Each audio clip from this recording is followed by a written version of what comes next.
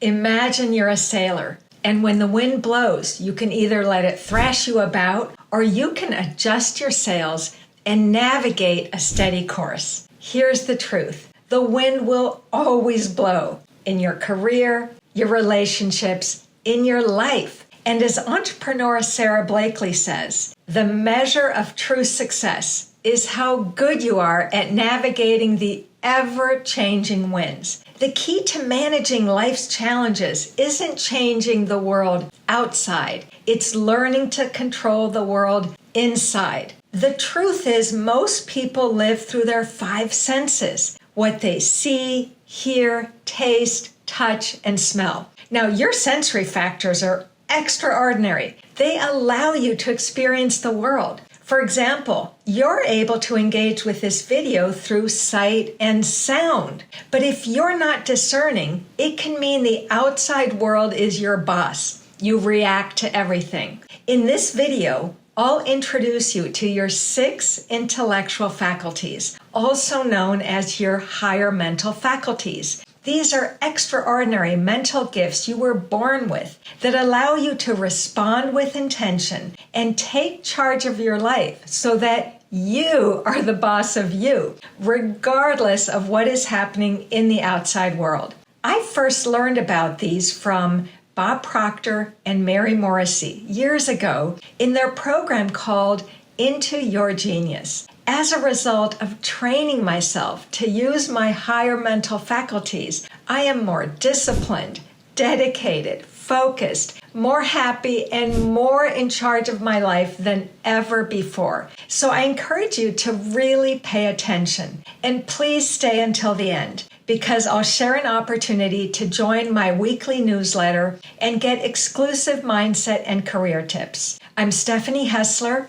a high-performance coach and former corporate executive. For the last 11 years, I've helped successful, high-achieving leaders who know they are destined for more improve their relationship, their leadership, their compensation, grow their careers and businesses, and learn to be the most exceptional version of themselves. And if you can do me a favor to subscribe, it helps me to grow this channel and bring you more free content. Let's get started. Faculty number 1, your will. In a world of endless notifications and distractions, your ability to focus is a superpower, and this power is your will. The problem is we're conditioned to be distracted, especially in today's world of information overload. This scattered focus prevents us from achieving deep work and meaningful results. Your will is the faculty that allows you to hold one single idea or image in your mind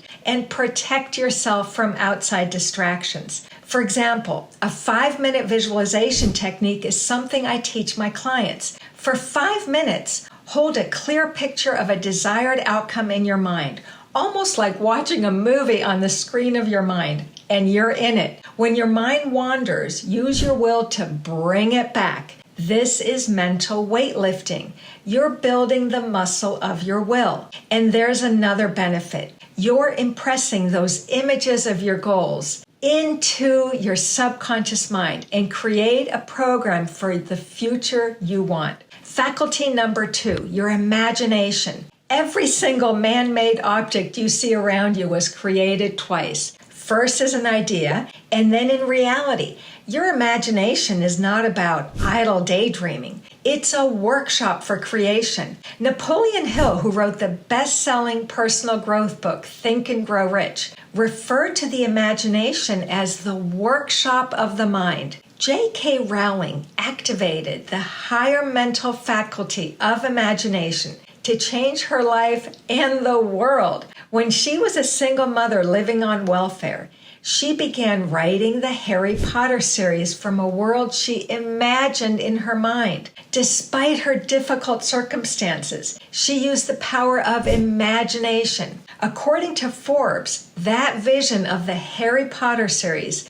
would go on to captivate readers with more than 600 million books sold worldwide and create other assets including movies and a theme park and make her a billionaire. Instead of using your imagination to worry about worst-case scenarios or to rehash the past, Use it consciously to build detailed, vivid images of the future you want. Your future starts in your imagination. As Albert Einstein once said, imagination is everything. It is the preview of life's coming attractions. Faculty number 3, your memory. You know how your memory feels like it's replaying past events? Well, psychologists have shown it's actually much more creative than that. Research shows that we modify our memories based on how your brain puts together information with the help of what you believe now, how you feel, and even fresh information you've picked up since the event. In other words, memory is creative.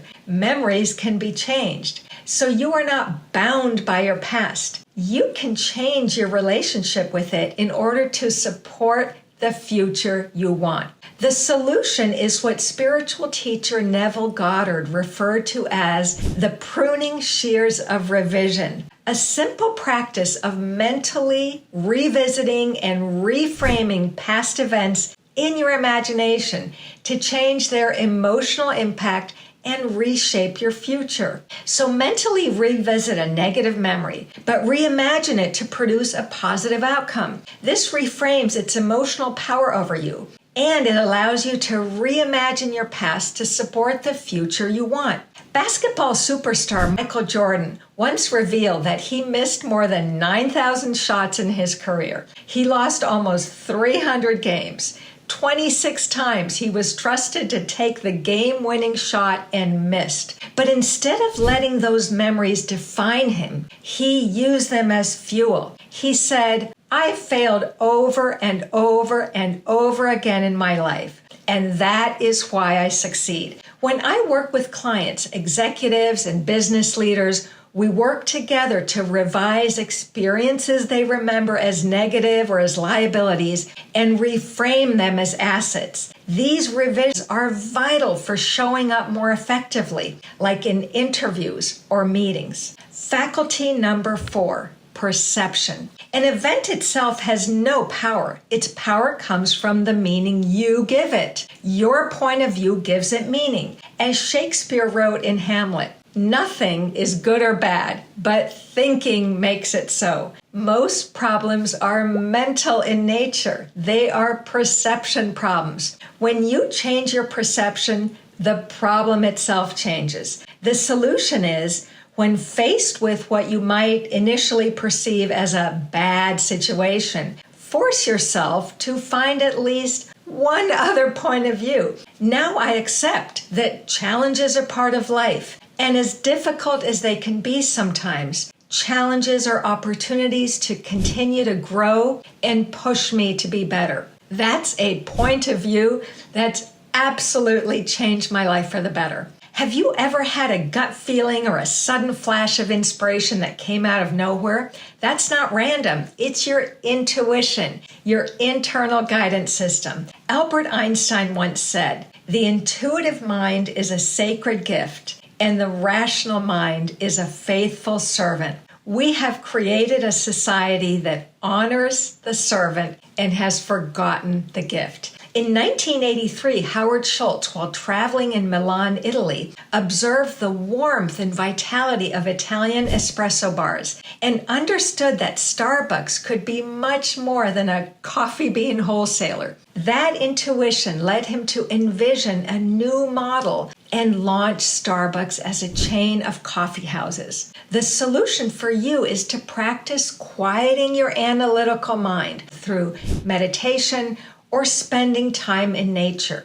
Pay attention to that still small voice, as Oprah Winfrey calls it, or sensations in your body like a gut feeling. When you sense your intuition, acknowledge it. The more you become familiar with it and use it, the stronger it becomes. Faculty number 6, reason. Your ability to think is what makes you the highest form of creation here on planet Earth. But are you really thinking? Or just running the same mental programs every day? Personal growth teacher Bob Proctor used to say, mental activity does not constitute thinking. Most people have thousands of thoughts a day, but they're often the same thoughts they had yesterday, last week, last month, and maybe even last year. This keeps you stuck. You can use your reasoning faculty to think about your own thoughts. Science and psychology calls this metacognition, and then question your thoughts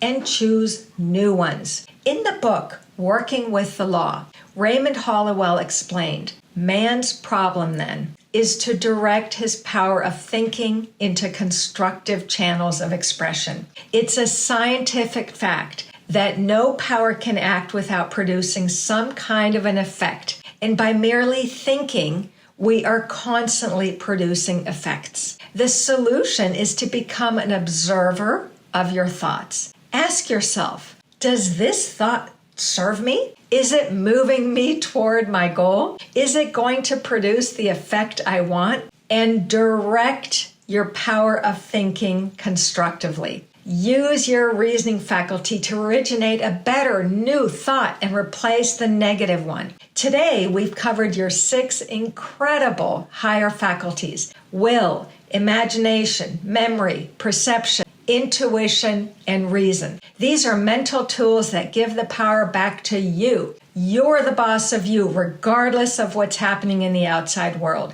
You navigate a steady course regardless of how hard the wind is blowing. Viennese psychiatrist Viktor Frankl once said, between stimulus and response, there is a space. And in that space is our power to choose our response. In our response lies our growth and freedom. Your higher faculties are what live in that space. They allow you to respond, not react. If you're ready to put yourself on a path to growth and freedom, to elevate your career and be the confident, exceptional leader you are meant to be, please sign up for my newsletter, Inspired Insights. Also, if you find this content helpful, it would really mean a lot to me if you would hit the like button and also hit the subscribe button. It supports me in building this channel and creating more content. Thank you so much for watching, and I'll see you in the next video. I'm Stephanie Hessler.